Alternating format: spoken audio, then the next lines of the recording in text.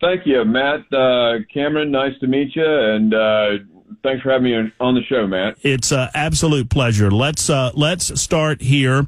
And I know this is one of those questions that I'm obligated to ask, and you probably can't answer it as much as you would like to, and you understand the rules of the road, and I don't. So tell us what you can regarding the House Intelligence Committee Chairman Mike Turner and his encouragement to President Biden to declassify information that he calls a serious national security threat. So much so that he said that he made this information available to all members of Congress, and I would assume that that includes yourself.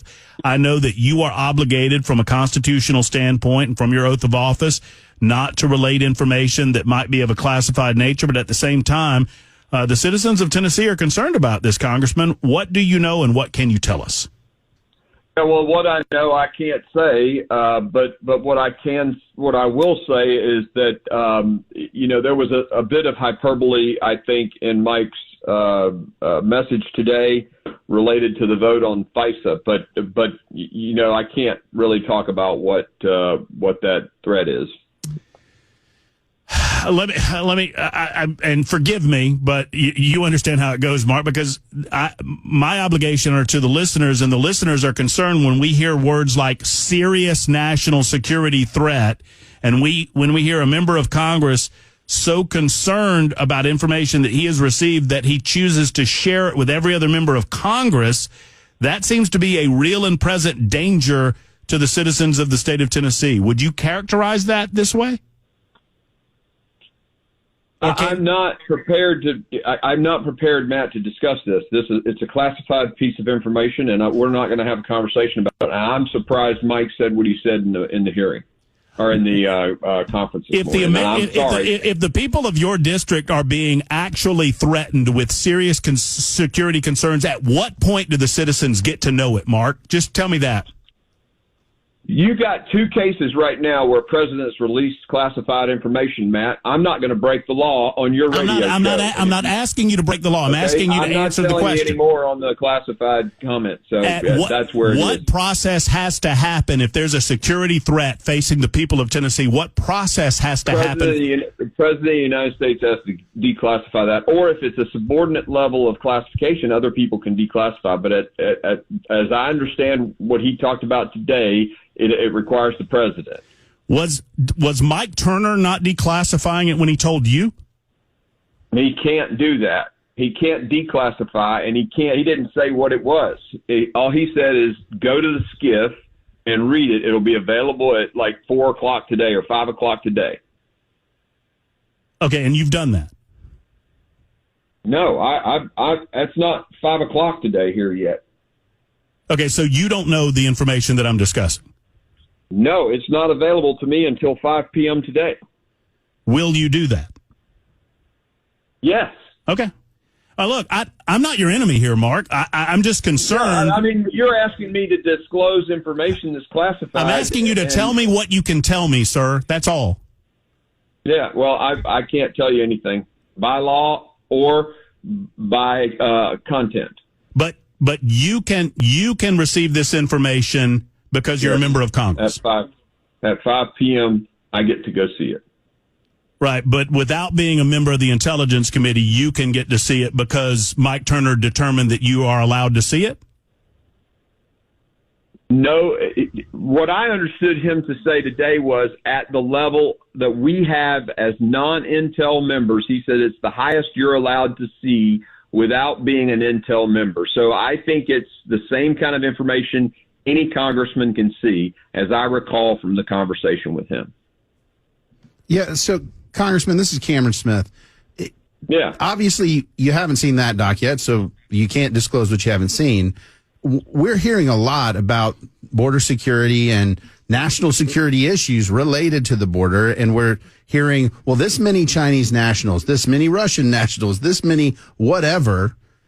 Do you feel comfortable saying that we have actual pressing national security concerns at the border that, frankly, here's what people want to know, could result in a terrorist attack upon the United States? 100%. I mean, you don't need to read a confident or a classified document to know we're at a massive security risk because of the lawlessness of Alejandro Mayorkas opening the border. I asked the director of the FBI in an unclassified setting, can he assure us that Hamas isn't in the 1.8 million gotaways? And he said no. So every American is at risk because of these open borders. That's why we've been prosecuting this guy over the past, several months to get to the bottom of this thing and to get him impeached. And hopefully the Senate will do its duty and impeach him and kick you. Come on, you know that's probably dead on arrival. So now what? Like, you impeached him. Cool. You spent the time to do that. What can we do to secure the border and address the threats you just said are 100% real?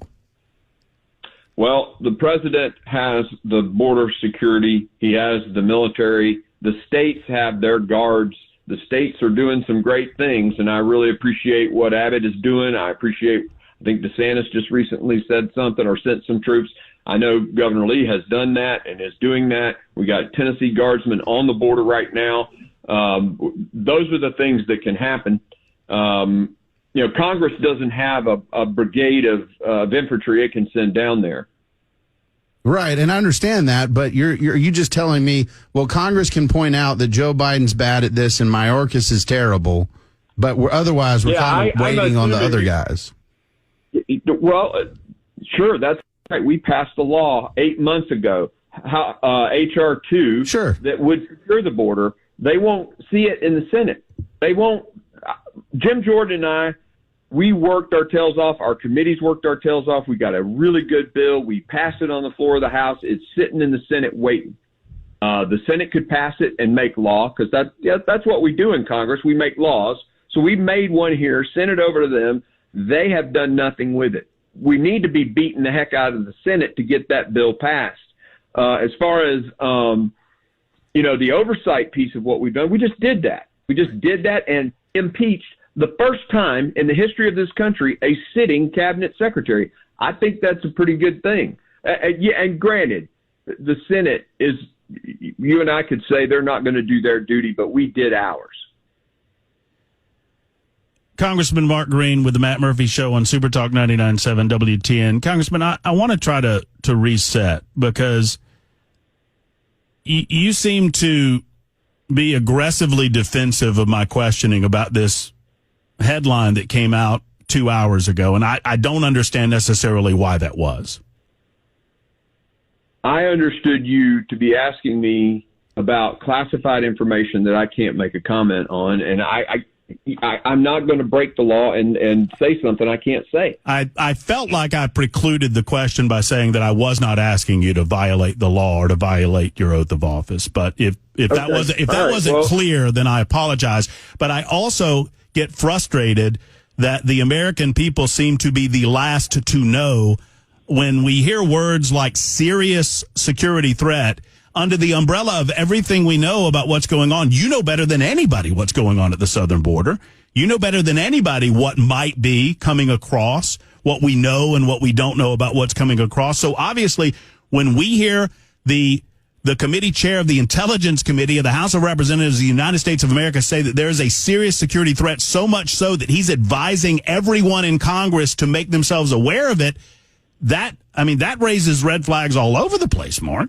Yeah, I was trying to, I don't know this to be the case, but the discussion today was about FISA reauthorization, and the Intel Committee has very specific interest in the debate on that bill.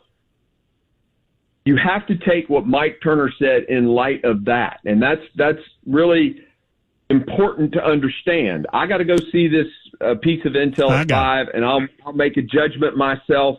But he's trying to massage members, too, to support his version instead of Jim Jordan's version of the bill. Is it? Well, I'll just leave that alone then, because my concern is when we know what we know, when we're hearing language that Cameron referenced about Chinese nationals and others that might be a direct threat to American citizens coming across the southern border. Are a direct threat. And then we hear things like national security threat, and that causes us concern. Explain to the constituents and to the people of Tennessee why it was so important with what we know about the Senate and how they're going to handle the matter when it gets to the Senate, why it was still such an important matter that you took a second bite at the apple on impeachment of Mayorkas.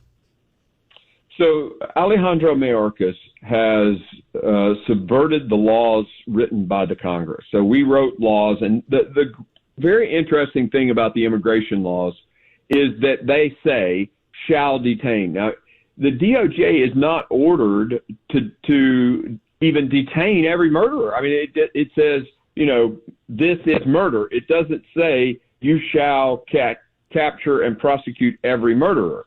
But it does tell Customs and Border Patrol, you shall detain under these circumstances. And interestingly enough, in Mayorkas' case, ICE is directed to detain every criminal felon. And it actually in the law lists examples like human trafficking, drug trafficking, murder. So the law says you shall detain those. Alejandro Mayorkas wrote a memorandum directing ICE officials to not necessarily detain on that grounds, despite the fact that the law says he has to do that. He's basically saying, we don't care about this other branch of government that writes the laws. I'm going to make this stuff up myself, and we're going to do it my way because I have a different vision for how immigration ought to be done.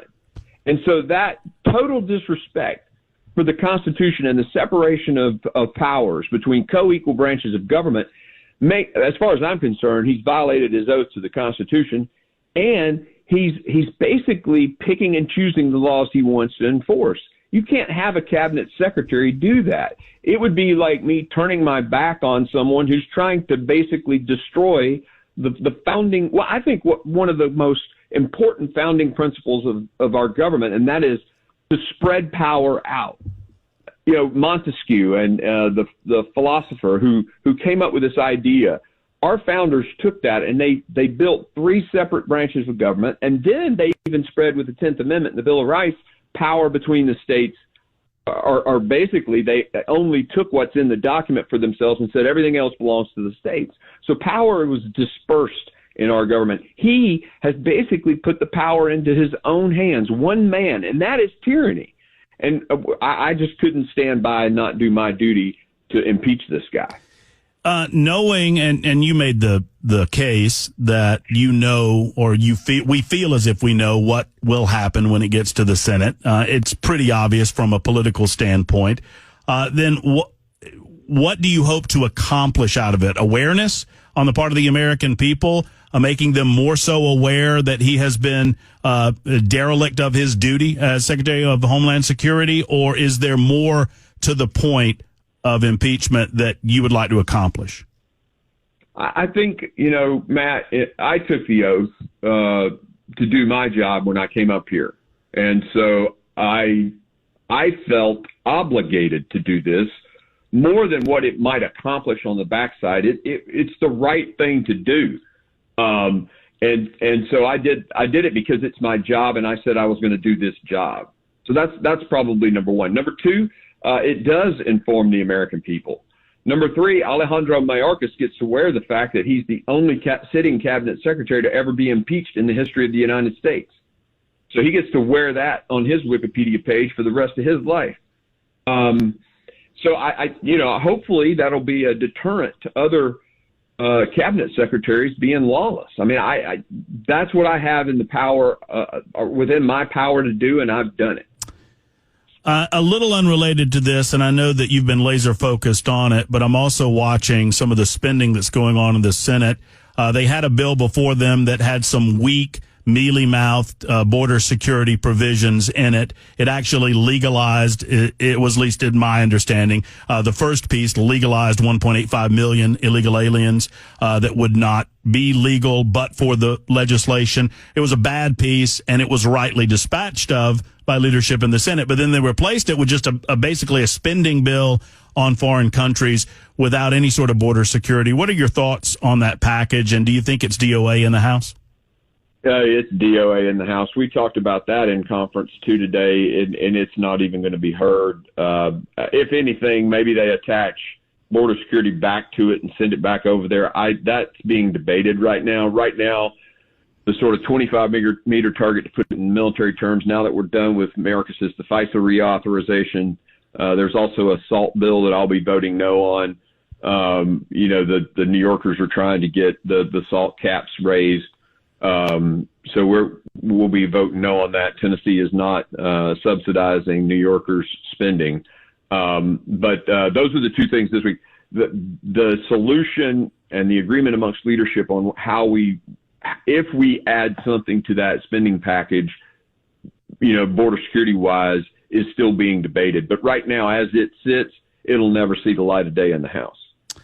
Well, I appreciate your time, Mark. I'm sorry we got off on the wrong foot. It was not my intention. Every media report that has come out of Washington, D.C. indicates that Chairman Turner has shared past tense the information with you. It's new information when you tell me that has yet to be shared with you. It was the nature of my initial question that it had already been shared. So I apologize if that's not the case.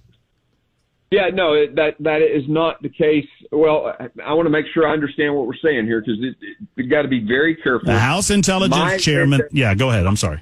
My window is at 5 p.m. today. That's when I'll get a chance to look at this intel. My understanding from what I heard this morning, it sounded more like it was honestly trying to push a bill. But that's, I could be wrong. I'll go see it at 5 and I'll let you know. Well, and maybe I'm overreacting. I feel like the people of the state of Tennessee and the people of the United States of America are on somewhat pins and needles based on the nature of the southern border, based on what we feel like is happening. And so when a member of Congress, the chairman of the House Intel Committee, tells us that there's a serious national security threat, the people take those words seriously, whether Chairman Turner does or not remains to be seen, but we certainly do. Yeah, I honestly, I didn't feel like it was, and I don't like bashing my colleagues, but I don't think it was appropriate for him to say that in that context personally. But, that's neither here nor there. We trust you. We trust you to let us know everything that you can from a legal perspective. And honestly, Matt, if I can say this, the threats are real. The border is open. I've been saying this for weeks. You don't need classified intel to know that sitting in this country right now is almost 40,000 Chinese that have spiked in the last year, who don't get to leave China without a social credit score. We know they're here. Mayorkas has allowed them to come here. They won't stop them. The risk is real. Well, we appreciate your hard work as chairman of the Homeland Security Committee, and we appreciate your hard work for the citizens of the district and the state. Thank you.